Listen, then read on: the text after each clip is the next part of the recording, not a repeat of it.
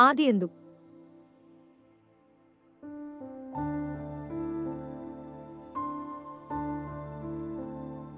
భూమి నిరాకారముగాను శూన్యముగాను ఉండెను, చీకటి అగాధ జలము పైన కమ్మియుండెను.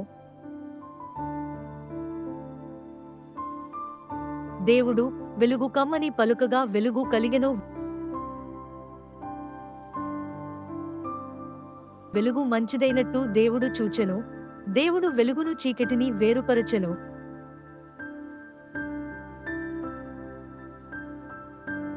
అస్తమయమును ఉదయమును కలుగగా ఒక దినమాయెను.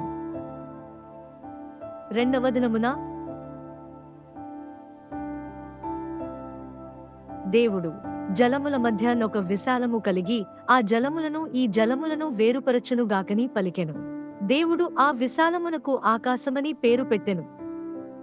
మూడవ దినమున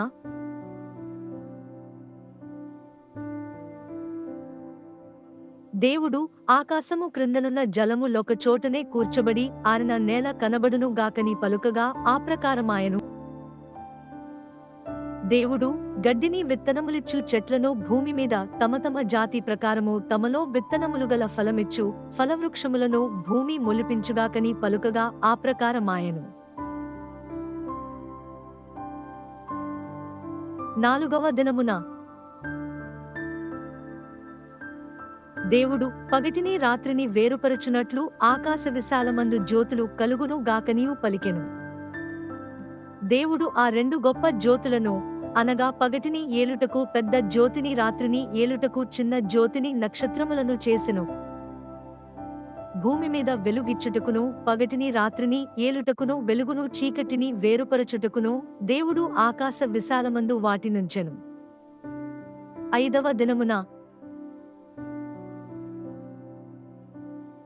దేవుడు జీవము కలిగి చలించువాటిని జలములు సమృద్ధిగా పుట్టించును గాకనియు పక్షులు భూమిపైని ఆకాశ విశాలములో ఎగురును గాకనియు పలికెను.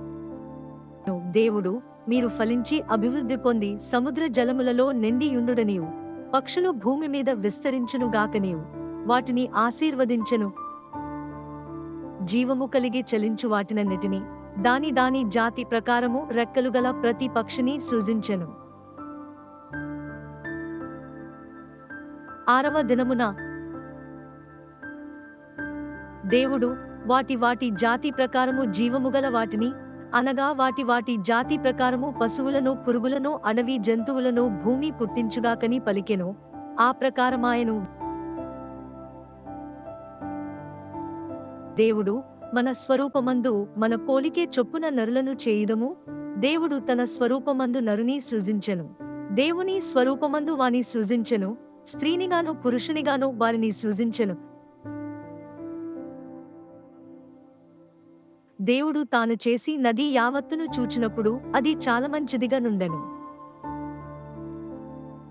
ఏడవ దినము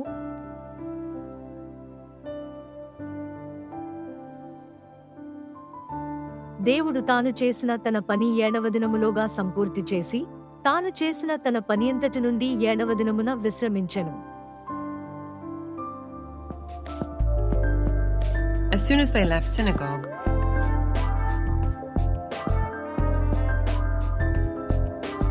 they went with James and John to the home of Simon and Andrew.